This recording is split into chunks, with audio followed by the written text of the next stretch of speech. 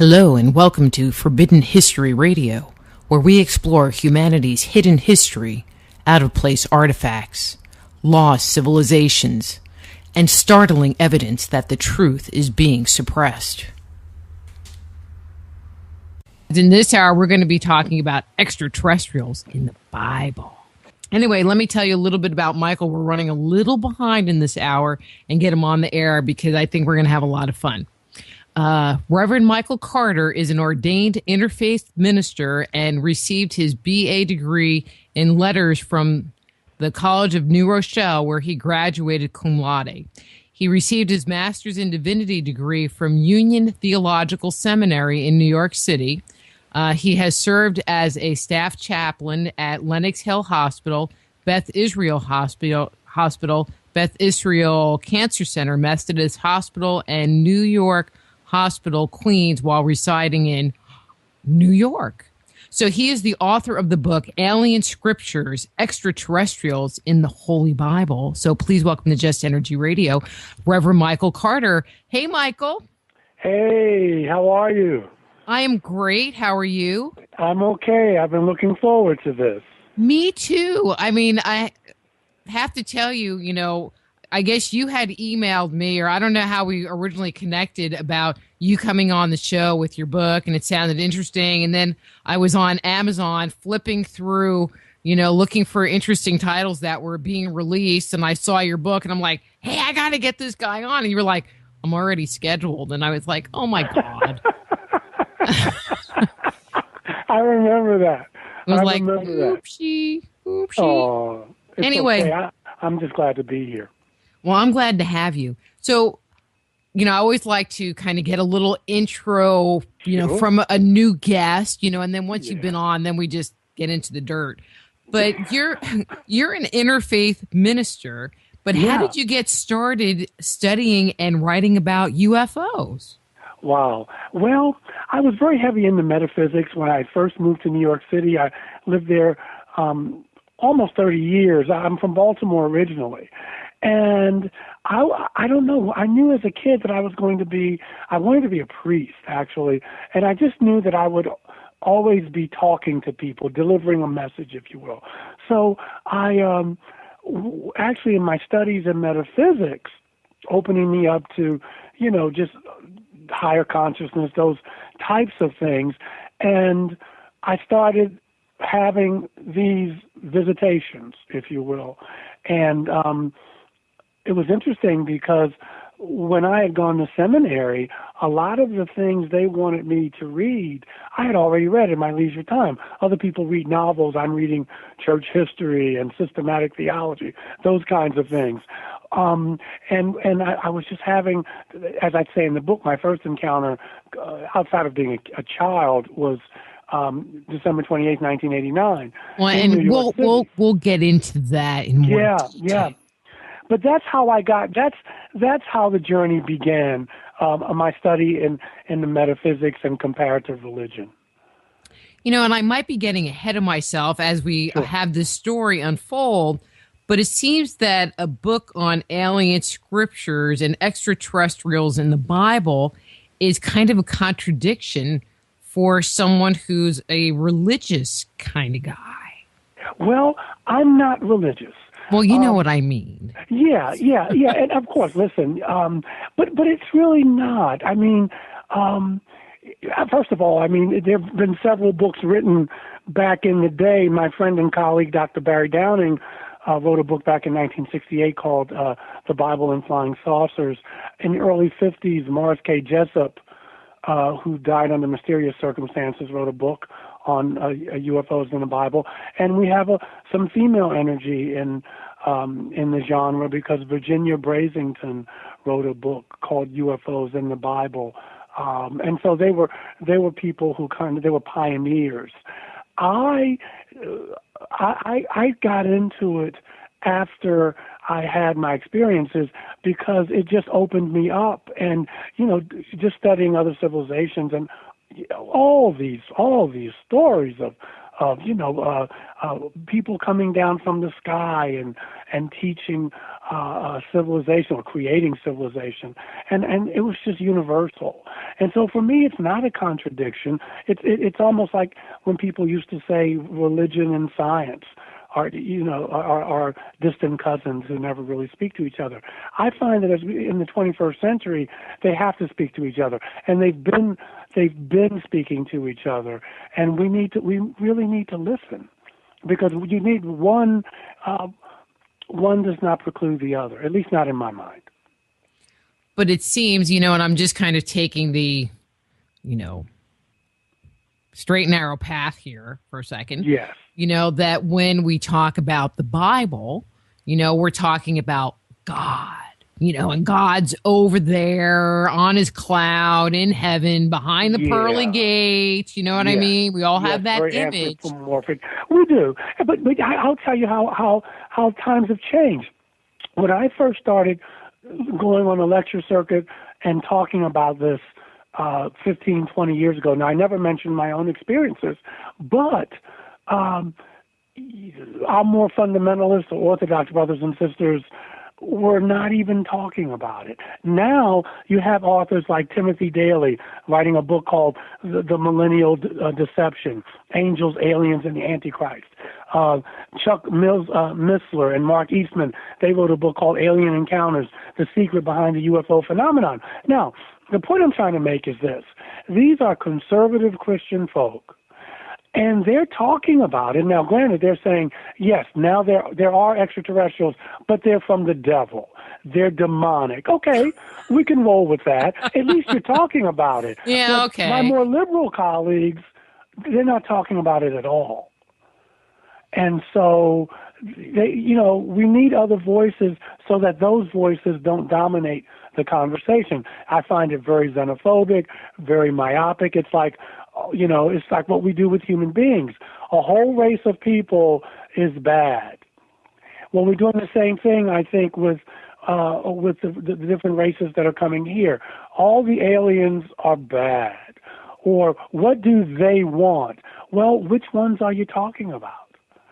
And we get a mixed message in the genre from the government because the government has to screen. And, of course, if Spielberg makes a movie, whether it's E.T. or Close Encounters or Dark Skies or what have you, there's going to be feedback from the powers that be, but it's kind of a mixed message.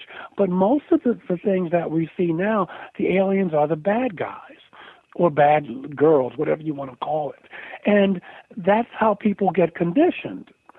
And I think there has to be more discernment is all I'm trying to say. But no, we have conservative Christians talking about extraterrestrial life. They're just saying it's demonic. But at least they're in the at least there's a conversation. Well, it's all demonic. Yeah. It's all Greek to me. It's all demonic. So I'm going to share this story real quick. So I was at the 60th anniversary of the crash at Roswell, and I was helping Jerry Pippin in his booth. And he asked me if I wanted to come because he had never actually had a booth at a show where you sell stuff.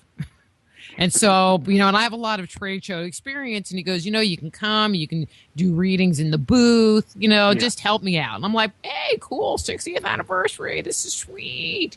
And then I was told that I couldn't do readings in the booth because they could have UFOs, but you can't have psychic people because that's devil stuff. Yeah. I'm like, really? Yeah. Listen, I live in the buckle of the Bible Belt. Okay, I live in the mountains. Hey, I live in Texas, so Western North Carolina. Yeah, and it's just that kind of culture. It's everybody's Baptist, and if you're not Baptist, then there's a serious problem. And I'm a Unitarian Universalist minister, so Billy Graham said that we were heretics and devil worshippers, and he has a right to his opinion, but it's just this kind of closed-minded. Difference makes people afraid. What are you going to do?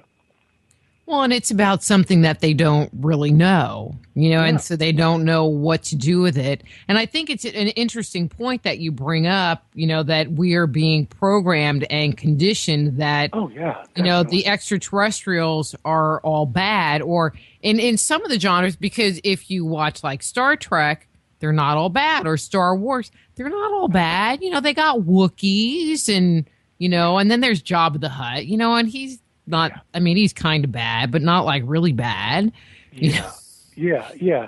It's a mixed message, and but I do think, and I guess it's the glass empty or half full.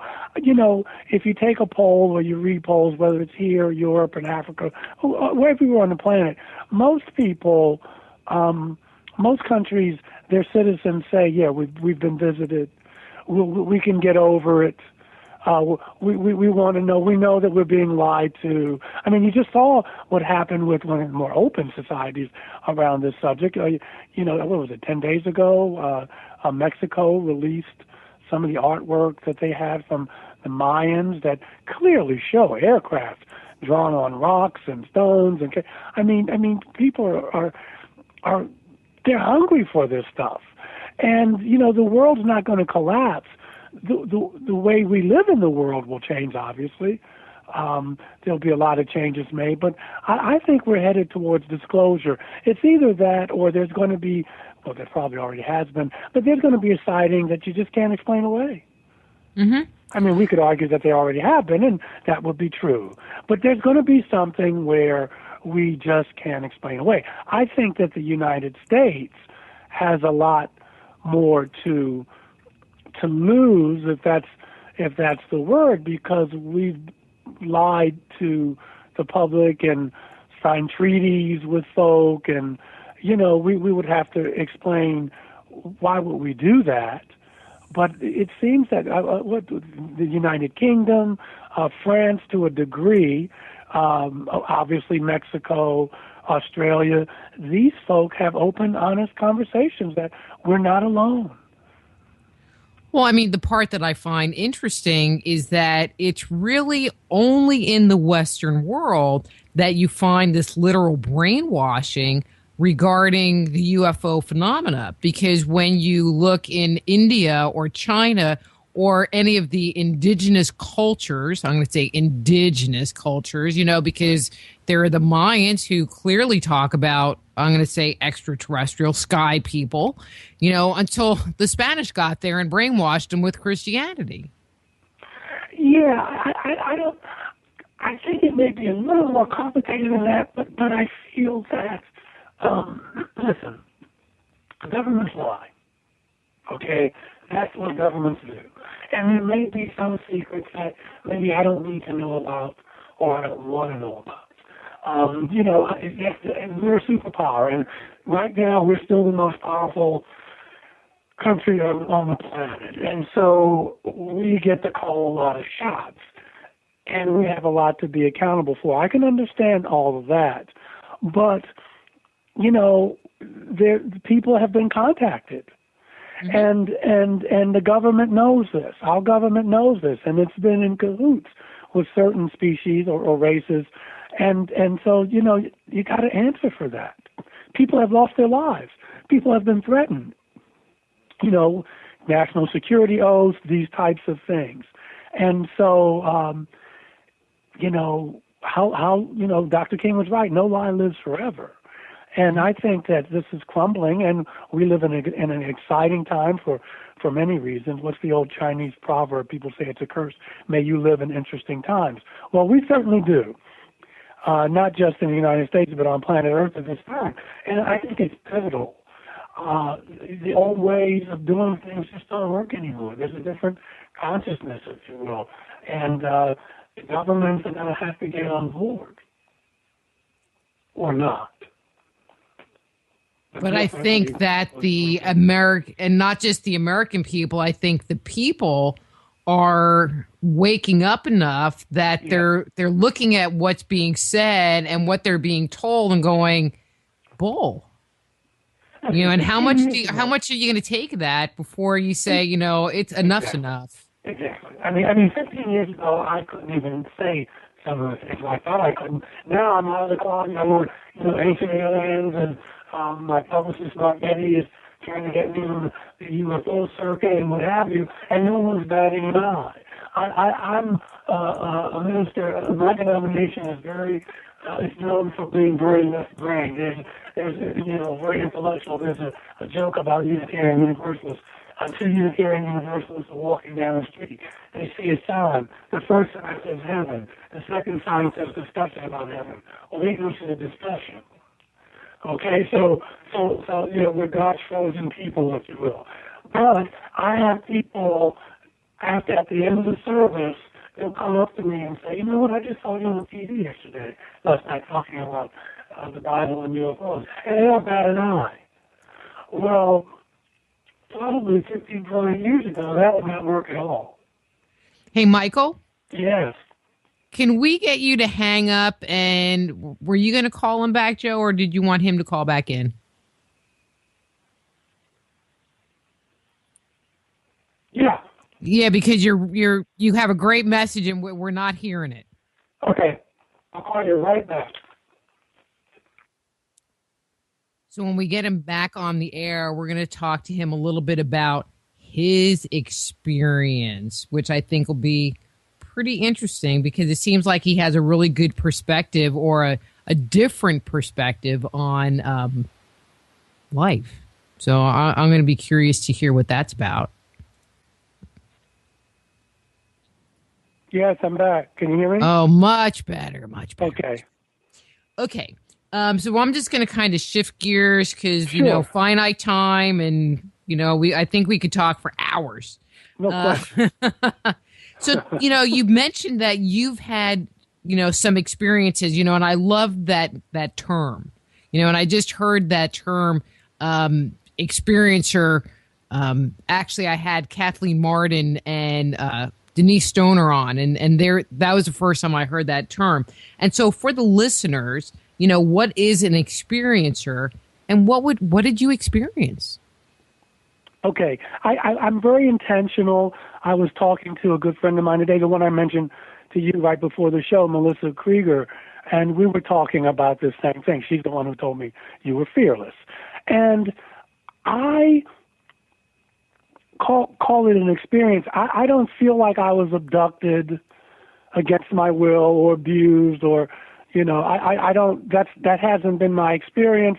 I try to refer to these beings as visitors, even though they've probably been here, before we were here. I mean, obviously they have been.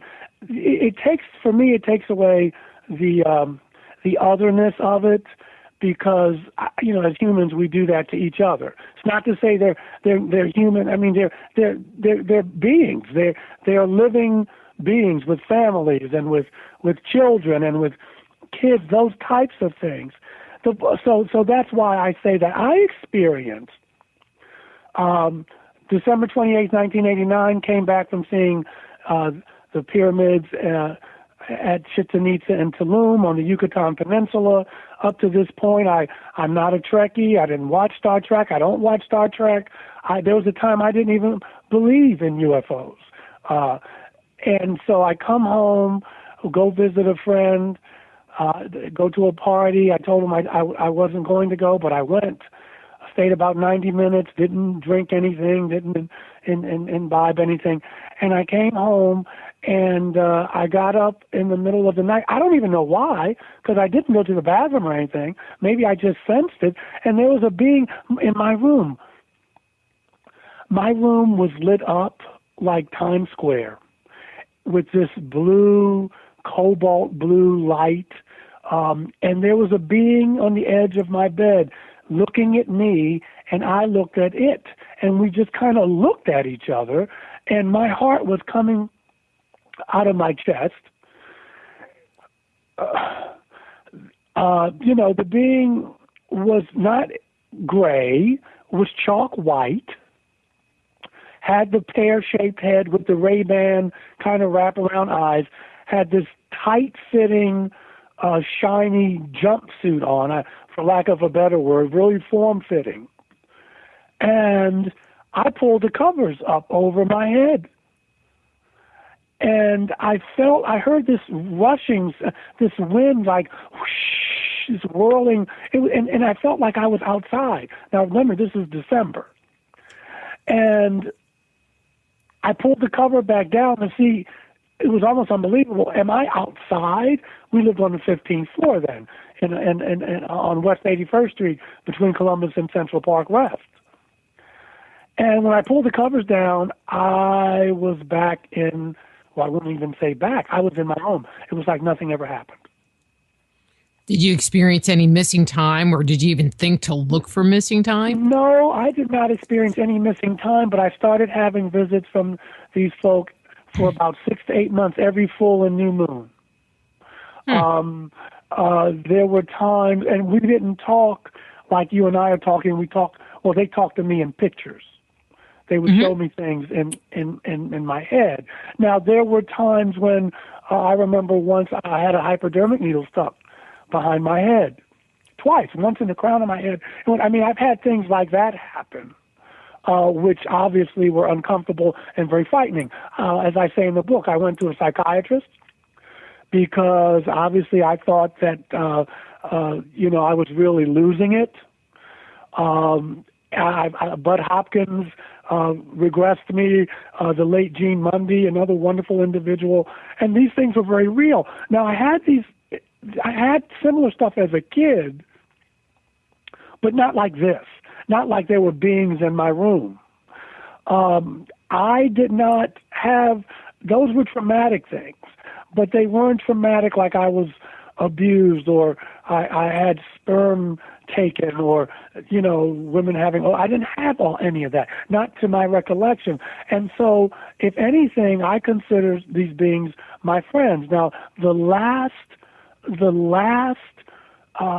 encounter I had, because this went on from 89 for several years, and then it stopped for a while. I had to get on with life, I guess. It was the greatest thing that happened to me outside of the birth of my daughter, but I had to live life. I had to get up and go to work and make a living, but I was reading voraciously, I was studying, I was in a support group. And then years went by, and I didn't hear from them. Maybe in a dream every once in a while, no postcards, no letters. And then, July 4th of last year, I had a blood clot last year that was as long as my leg, and I didn't even know what it was. I thought I had pulled a muscle. The pain was excruciating. To make a long story short, so I was on Coumadin till this last September. I'm injecting myself in my stomach. The doctors are giving me something called enoxaparin. At 9:49 p.m. on July 4th, I had a visit. And the being it was my little being with the head, and the jumpsuit. I'm sure they changed clothes, but this was almost identical. And they shot this ray it was in the back, because I was lying on my stomach. And when I turned around, I saw it. And then they just disappeared. They're like little molecules. They just separated right in front of me. And the next day, my blood clot, it was just gone. The swelling went down, the whole bit. Of course, I didn't have the presence of mind to look at my leg, but of course I told my wife about it and my daughter, because they saw how huge it was. I'm a very thin man, but my leg was swollen up like LeBron James from this clot, and it could have killed me, but it was gone. I went to the doctor. Of course, I didn't tell them the story I'm telling you, and they were a little. It's hard for them to wrap their mind around. How did this happen? What did you do? And I said to them, aren't you happy? Aren't you happy that this is gone? And they were like, yeah, we just don't know how. It was just unusual. That's a long, convoluted way of saying, so those are my experiences. Now, there are brothers and sisters who have been abducted and have had painful things done and what have you, and that's the word they choose to use, and, that's what makes America great. You can say what you need to say. It just wasn't my experience. So I kind of get the impression that you're kind of a sensitive guy. So once you got past that initial, oh my God, there's an alien sitting on my bed energy. Did they, I like to say, did they have good vibes? Did they have good mojo? I mean, they were giving you pictures, but I would assume that there would be, you would experience some kind of energy or feeling from them. So what did their energy feel like? I can't tell you that. All I can tell you is that my energy was the one that changed. My interest has always been, and this will get to your question. I'm not into the nuts and bolts of this phenomenon. I don't care how they fly. I'm not like the government trying to back engineer and fiber optics and making drones and cell phones and all these microchips. I mean, it's lovely. It makes my life a little easier.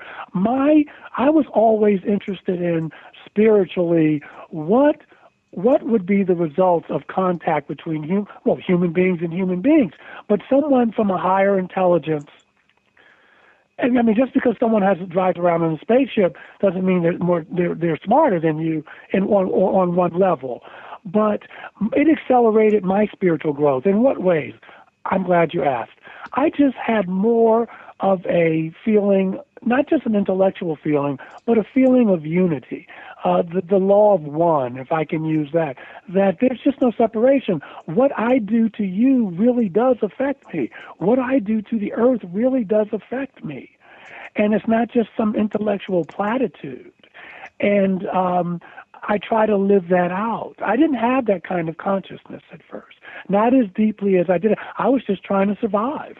I was just trying to live my life and make a living and, very modest. And I don't have any grandiose aspirations. I don't have any messianic aspirations, but I got it that either we will, like Dr. King said, we'll live together as brothers and sisters, or we'll perish together as fools. Now, you don't have to have a being come from another dimension or another planet to get you there. You don't have to have that. But this is what happened to me. And of course, millions of people like me who are delivering the same type of message. But it just changed me so much more. I'm a much more gentler person. I'm a much more intuitive person. I'm a much more insightful person. I work at that. I meditate. I have a prayer life. I try to be open and look at my own stuff and be responsible for my life. Again, you can probably go to a good therapist, and maybe some people can put that in motion. But for me, and I don't know why me, I know what other psychics have told me why they've come to me, but I'm just so much into unity. That doesn't mean we don't have racial problems or homophobes or, we got a lot of people want to bomb people back to the Stone Age. It doesn't make life like a Mary Poppins movie, but it does give me another perspective on how to be the change I want to see in the world, and to get most important for me is to be able to get along with people who maybe I don't have the same politics, or maybe they're Tea Party and I'm not, or maybe they like Obama and I don't. I'm just using those as examples. How I can still interact. We don't have to think alike to love alike. Is basically what I'm trying to say. Mm-hmm. Well, and I think when you start getting into things like even the concept of do UFOs exist or not exist, you start wrangling into the area of beliefs, and my beliefs are my beliefs and your beliefs are your beliefs. And we need to be able to be respectful of what we believe. Yes. And it's just so easy to get polarized. And so that's where I am, and I can only speak for Michael, and every day is a journey. I realize that, I get up in the morning, I have a daughter, my wife and I have ups and downs, and we're trying to reconcile. I'm the minister of a church, I'm a relatively healthy person. I have a lot to be thankful for, and I happen to have had people from another world on many occasions come to visit me and to walk a journey with me. But I still get up in the morning and put one foot in front of the other and go about my day, just like we all try to do. Well, I never met an alien being from another dimension that I didn't like. I know some of my best friends are from other planets. Yeah. Yeah. So, I'm just kind of looking at the clock, and we were going to talk a bit about aliens in the Bible. Oh yeah. And Yeah. so, I think I'm just going to kind of cut to the chase here a little bit. Yes. And ask you, to you, Yeah. which is your favorite example, or the example that stands out to you the most that comes out of the Bible that supports the notion of extraterrestrials in antiquity? Wow, great question. There are a few. I'll go to two. One in the First Testament. We call it the Old Testament, but it makes our Jewish brothers and sisters kind of PO'd because it's not old. It's the First Testament, but we call it the Old Testament. Is the story with Moses leading the Israelites out of Egypt, and they are following what they call the pillar of cloud by day and the pillar of fire by night. What's significant about that is in the Exodus story is simply that first of all, there's no Jewish religion until the Exodus, and this object is flying intelligently, and they are following it. And it looks like a pillar of cloud by day. A lot of UFO sightings do. Sometimes there's a lot of cloud cover or cloud camouflage, and at night it's a pillar of fire by night, which means it's glowing. It stops when they camp, and when they get up the next day, it moves on and they follow it. So clearly, this is at least it's an unidentified flying object, but it's intelligent. It stops, it starts, that type of thing. The other story that intrigues me is, of course, the Christmas story. And here we have the wise men following a star. And the star leads them to, I'm just giving the truncated version, obviously, to the manger where possibly a hybrid by the name of Yeshua ben Yosef, who in Greek is named Jesus, is being born.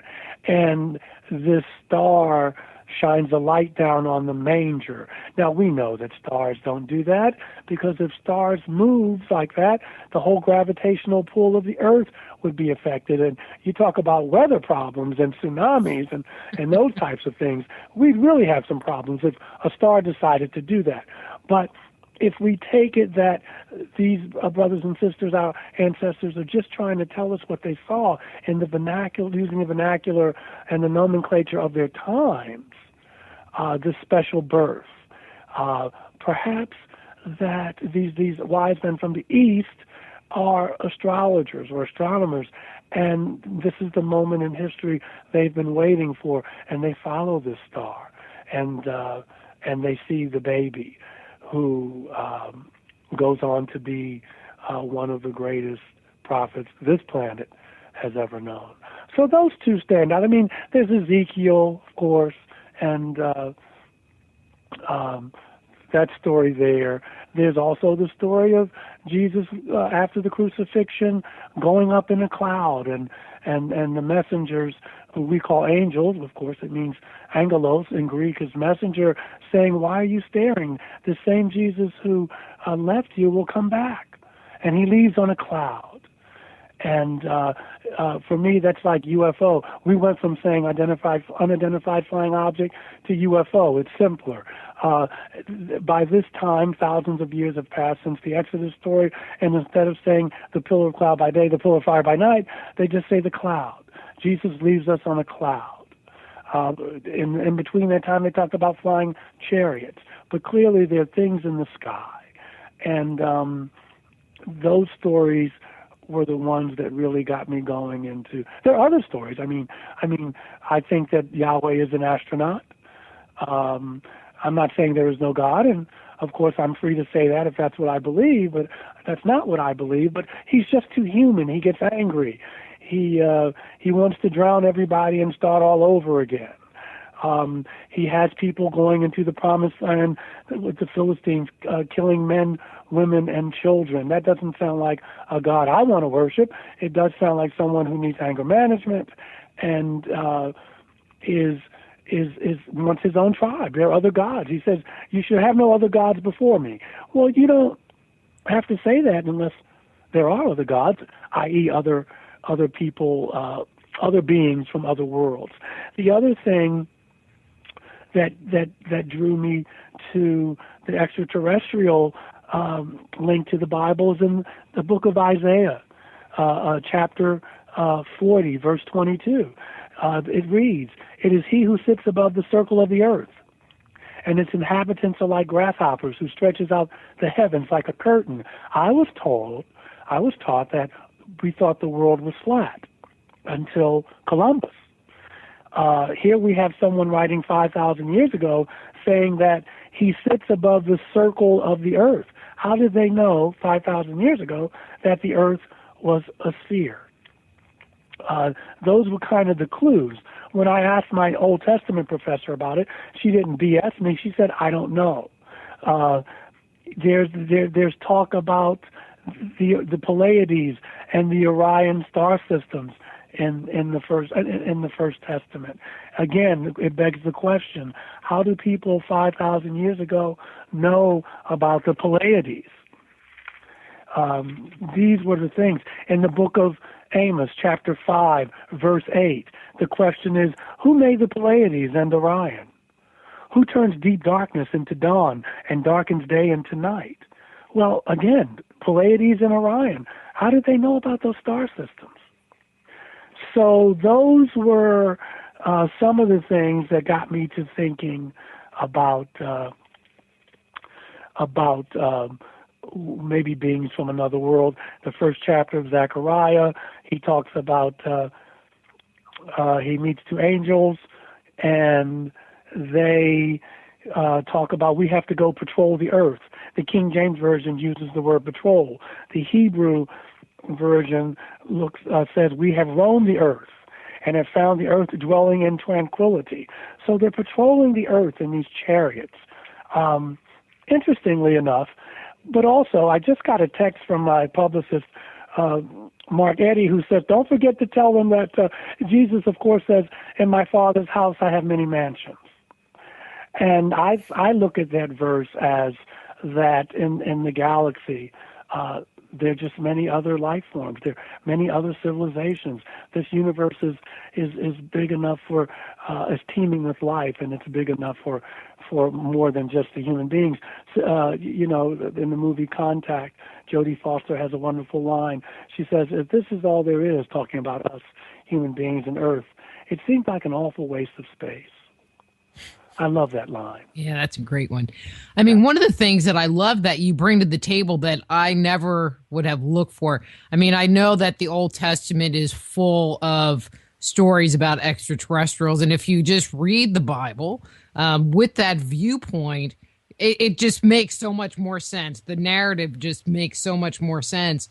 And I have to tell you, if I ever had the opportunity to go meet anybody, from time or space that you could go spend an hour with or something, it would be Moses. It would totally be Moses, because then he could tell you like what happened on the mountain. Yeah, I mean, that would be so cool. I mean, he has a lot. He would have a lot to say. I mean, now the Bible is used for many things. At one time, it was used to validate slavery, and of course, it's been used to oppress GBLT. Oh well, wait a minute. Just stop there one second. Actually, the comment that I was starting to make that I didn't finish was, I never knew that there were references to extraterrestrials in the New Testament. So that was the first part that I didn't finish. But you said about validating slavery. I mean, one of the things that was interesting, and I wrote a note here. Hang on. That you mentioned that God tells Moses how much to charge for male slaves. Yes, and in the book of Leviticus. Yes. And the part that I find very interesting, and I'm just going to throw this at you because I'd like to hear your take on this. I find it interesting that if there is this group of people who were slaves and they're leaving captivity, then why would they have slaves? And why would they create laws for dealing with slaves and say that their slaves have to be able to rest on the seventh day just like them? It's like, wait a minute. So slaves have slaves? Maybe they really weren't slaves. Well, I won't go that far. I think the historicity is there that they were slaves. But, it doesn't, when you look at history, most of the oppressed people wind up becoming oppressors.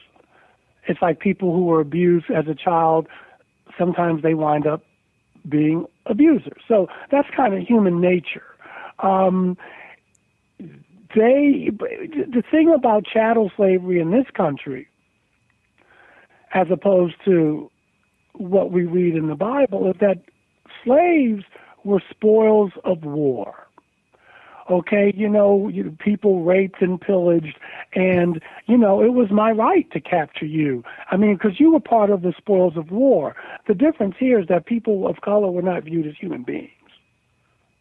And that's the difference. Now, I could follow your train of thought if you had said, and I've said this to, and we're getting off the subject a little, to more people who are more Afrocentric. Egyptians were not blonde, blue-eyed. They were folk of color. Hebrews in that time, I've been to the Middle East, there were no blonde, blue-eyed people there. So now you could say there was one person of color, one group of color enslaving another group, another people of color. That's the way I would look at that, because these people are brown. And put it like this: if Moses got on a bus in Alabama in 1950, he'd have to sit in the back. Okay? If Jesus was walking down the street in 1947 in Texas, he'd be on the back of the bus. These are people of color we're talking about. But as far as slaves owning slaves, things like that, well, that's human nature. Somebody's got to be on top. And but you would think that they would be adverse to the whole mentality of, well, do as I say, not as I do, kind of thing. What would make you think that? Point. Give me something in history where that has happened. We could argue that some Palestinians may argue that Jews went through the Holocaust, but the way I'm being treated in Israel right now, I'm not being treated well, and they should know better. They were treated. Hitler didn't give them a free ride. So I don't see anything in human history that, now, avatars and saints have come down and said, whether it's Buddha or Krishna or whoever, that's not the way we want to treat one another. But I look at human history and I see the very people who were oppressed can turn around and wind up being the oppressors. It's just, I don't know, maybe it's a gene or something in us, but I don't see the opposite of that. I would like to see that. Well, that's the part that makes me laugh. I'm a student of mythology, metaphysics and mythology. And it's very interesting because you read the story, the narratives that come out of us from the mythological record, and the only thing that happens is the gods are fighting with each other and plotting against each other and raping the women. They're awful. They're just awful. Yeah. And that's why. And then they turn around and give us a bunch of laws to live by, and they get mad when we don't follow them. Isn't that very human in a lot of ways? No. That's what we do. And back then, the gods were fighting each other. If you read the Hindu Mahabharata, they're talking about these gods flying around in their vehicles called vimanas. They're flying machines, and they're using things that we would probably say were nuclear weapons. So, that's another thing with Yahweh. His temper tantrums, these types of things. And again, for me, that doesn't mean there isn't some intelligence in that one would call it creation or creator. The Palladians call it this energy creation, but it's not an anthropomorphic being. But that's why we have people come down, and well, at least in the early part of history, trying to say, hey, let me show you a better way to live. So, and I get that with Jesus, using Jesus as Buddha, Krishna. Well, I'm sticking with the Bible. Oh, there's a whole world out there, but let's. Well, I know, but this is where it gets very interesting to me because I'm a very good Christian Jew, if that makes, well, actually I'm nothing, but Well, that's Jesus how I wasn't a was brought Christian. He up. was a Jew. So, yeah, I hear But you. anyway. Yeah, no, I hear you. Jesus was a Jew. He wasn't a Christian. Paul started Christianity. Yeah. Yeah. But, but I'm just kind of trying to keep this No, let's keep it encapsulated there. because I think this is a really interesting viewpoint, Mm-hmm. not going into areas where like they already believe in extraterrestrials, because to me, the Bible is about God over Mm-hmm. there Yeah. and us as humans. And you Mm-hmm. throw in this extraterrestrial concept into it. So is God an extraterrestrial? And then what happens to the Bible if God of the Bible is an extraterrestrial? Then what happens to the Bible? It loses the I can't think of the sacredness. There's a wonderful book. Oh, it's a wonderful book. It's a good read. There's a wonderful book. It's a Wonderful Life. It's a wonderful book. It's titled, I guess you have to Google it. I'm trying to look now because I do have it in my library. But it's called Does God Drive a Flying Saucer? There are two. Oh, here it is. He wrote two books. Does God Drive a Flying Saucer? And the second book is called Is God Supernatural? The 4,000-year-old misunderstanding. It's by an author by the name of R as in Robert, L as in Larry, Dione, Dione. You can get it in paperback. He goes through all of that. I know people who say that God is an extraterrestrial. Who knows? Well, and I don't mean like the big G God, that creator God, not that one. I concede, we don't know, not that one. I'm talking about Yahweh or Jehovah or I think you read the book. I argue in the book that he is one of many gods, but he was an extraterrestrial. The other question becomes this, and obviously we won't tackle this tonight, but the other question is technology, if we find out that the so-called miracles are from technology and there's really no such thing as supernatural, it's just laws of creation that we don't understand, I think that's the bigger question, even though I framed it as a comment. I'm sorry. But, yeah, does it take away if I feed 5,000 people, but I do it with technology as opposed to, if I'm walking on water, if my daddy is E.T. and my mama isn't, then that means I'm not fully human. So I can turn water into wine. I can walk on water. I can get up from the dead because I'm not human, fully human, that is. Well, the whole bread and fish thing, they didn't have a whole meal. They just had a nosh. Well, I don't know. The little boy brought loaves and fishes. He brought his lunch. He knew Jesus was an all-day preacher. So he probably figured, I'm going to be out here all day. I need to bring some food. I mean, you know how these ministers and rabbis are. We know how to run our mouths. Well, but they were Jewish, so, they just had a bite. Yeah, I'll just take a couple of fish just to have something to nosh on. It was just a nosh. It's going to be all day listening to this guy. And then it cost you $10. It was free to get in, but it was $10 for that nosh. They didn't talk about how much it cost. And one of the other things that comes out of this whole question about God is the whole concept of the angels. And I'm just, all right. You know what? Cancel that question. I just need to have you come back on and we can get into this whole theological thing because this is fun. But we only have 2 minutes before the music comes up. 1 minute before the music. Let me tell people where they can get the book. That's why I wanted to not go into that question. Great minds think alike. They can get the book, Amazon. You can get it on Kindle. I think it's $4.99. It's like $9.79 on Amazon and Barnes and Nobles. You can go to my website, which is www.michaeljscarter.com. You can purchase it there. You can blog me. You can call me names. You can write nasty things if you choose to. I hope you don't, and I will respond. But again, Barnes and Nobles and Amazon.com. Nook, I think it's $4.99 as well. And just keep watching Ancient Aliens. And so if they get the book from your website, do they Mm-hmm. come signed? No, they don't. That's a good idea. I should talk to my publisher about that. No, they don't. Okay, I'm just sorry. checking. Just checking. I'm sorry.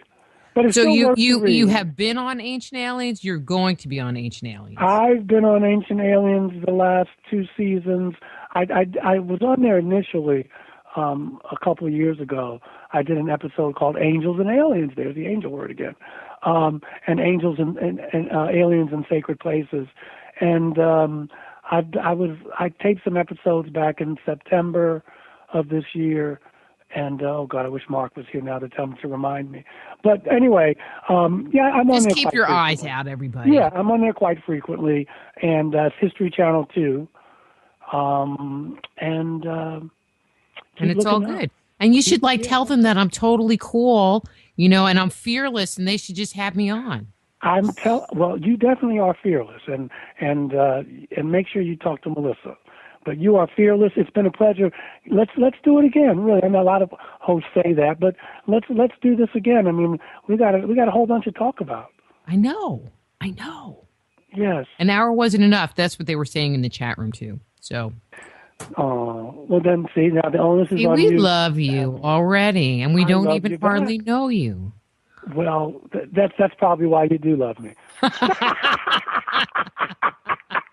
All right. I know the music's got to be coming up now, and so I'm going to say goodbye.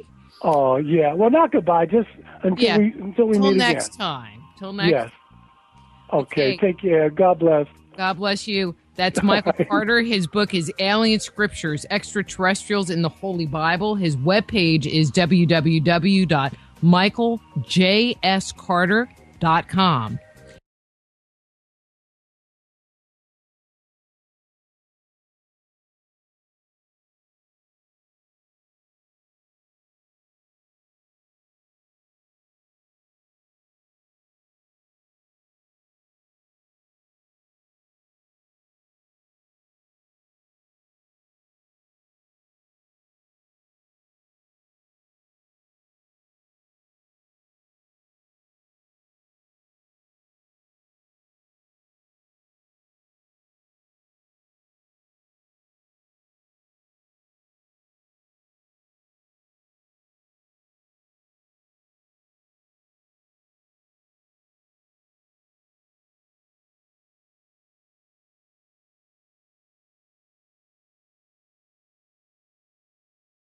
And we get a mixed message in the genre from the government because the government has to screen. And, of course, if Spielberg makes a movie, whether it's E.T. or Close Encounters or Dark Skies or what have you, there's going to be feedback from the powers that be, but it's kind of a mixed message. But most of the things that we see now, the aliens are the bad guys. Or bad girls, whatever you want to call it. And that's how people get conditioned. And I think there has to be more discernment is all I'm trying to say. But no, we have conservative Christians talking about extraterrestrial life. They're just saying it's demonic. But at least they're at least there's a conversation. Well, it's all demonic. Yeah, it's all Greek to me. It's all demonic to me. So I'm going to share this story real quick. So I was at the 60th anniversary of the crash at Roswell, and I was helping Jerry Pippin in his booth. And he asked me if I wanted to come because he had never actually had a booth at a show where you sell stuff. And so, and I have a lot of trade show experience. And he goes, you can come, you can do readings in the booth, just help me out. And I'm like, hey, cool, 60th anniversary. This is sweet. And And then I was told that I couldn't do readings in the booth because they could have UFOs, but you can't have psychic people because that's devil stuff. Yeah. I'm like, really? Yeah. Listen, I live in the buckle of the Bible Belt. Okay, I live in the Hey, I mountains live of in Texas, so let's Western just North not even Carolina. go. Yeah, and it's just that kind of culture. It's everybody. And I saw your book, and I'm like, hey, I got to get this guy on. And you were like, I'm already scheduled. And I was like, oh my God. I remember that. I was I like, remember that. oopsie. Oh, it's Anyway, okay. I'm just glad to be here. well, I'm glad to have you. So, I always like to kind of get a little intro, Sure. from a new guest, and then once you've Yeah. been on, then we just get into the dirt. But you're an interfaith minister, but how Yeah. did you get started studying and writing about UFOs? Wow. Well, I was very heavy into metaphysics when I first moved to New York City. I lived there almost 30 years. I'm from Baltimore originally. And I don't know. I knew as a kid that I wanted to be a priest, actually. And I just knew that I would always be talking to people, delivering a message, if you will. So I actually, in my studies in metaphysics, opening me up to, just higher consciousness, those types of things. And I started having these visitations, if you will. And it was interesting because when I had gone to seminary, a lot of the things they wanted me to read, I had already read in my leisure time. Other people read novels. I'm reading church history and systematic theology, those kinds of things. And I was just having, as I say in the book, my first encounter outside of being a child was December 28th, 1989. Well, and we'll get into that in more detail. Yeah. But that's how I got. That's how the journey began. My study in the metaphysics and comparative religion. And I might be getting ahead of myself as we have this story unfold, but it seems that a book on alien scriptures and extraterrestrials in the Bible is kind of a contradiction for someone who's a religious kind of guy. Well, I'm not religious.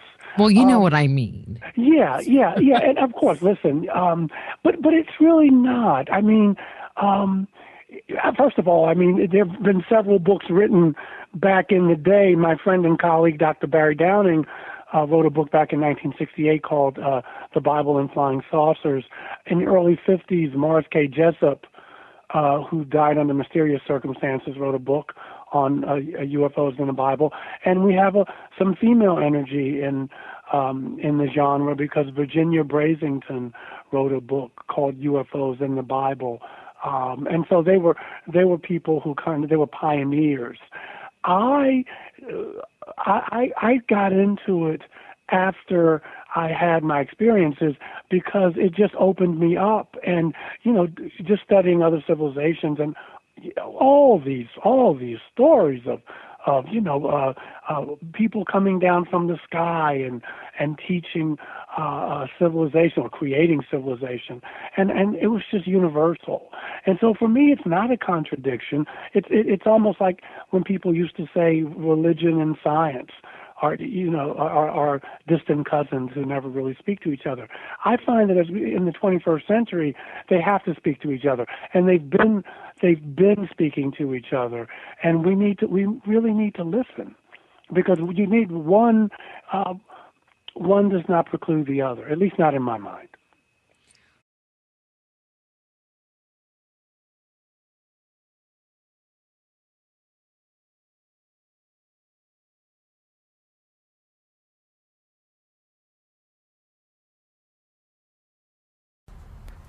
Hello and welcome to Forbidden History Radio, where we explore humanity's hidden history, out-of-place artifacts, lost civilizations, and startling evidence that the truth is being suppressed.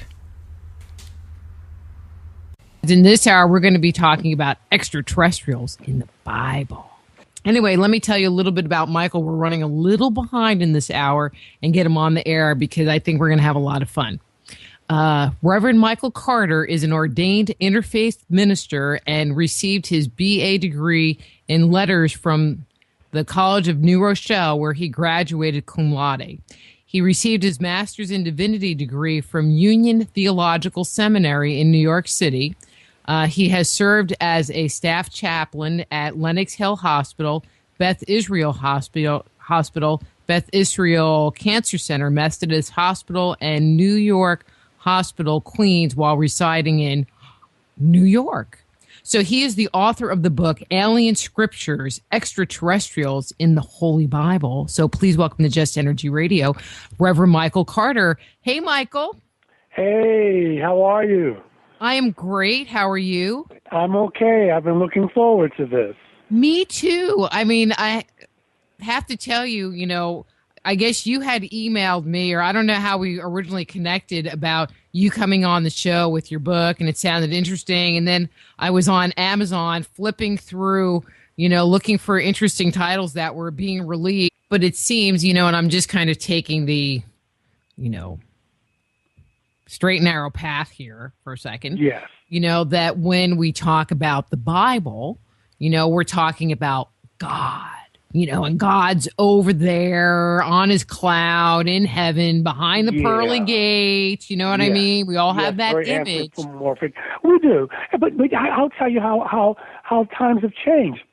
When I first started going on the lecture circuit and talking about this 15, 20 years ago, now I never mentioned my own experiences, but our more fundamentalist or Orthodox brothers and sisters were not even talking about it. Now you have authors like Timothy Daly writing a book called The Millennial Deception, Angels, Aliens, and the Antichrist. Chuck Missler and Mark Eastman, they wrote a book called Alien Encounters, The Secret Behind the UFO Phenomenon. Now, the point I'm trying to make is this. These are conservative Christian folk. And they're talking about it. Now, granted, they're saying, yes, now there are extraterrestrials, but they're from the devil. They're demonic. Okay, we can roll with that. At least you're talking about it. Yeah, but okay. My more liberal colleagues, they're not talking about it at all. And so, we need other voices so that those voices don't dominate the conversation. I find it very xenophobic, very myopic. It's like what we do with human beings. A whole race of people is bad. Well, we're doing the same thing, I think, with the different races that are coming here. All the aliens are bad. Or what do they want? Well, which ones are you talking about?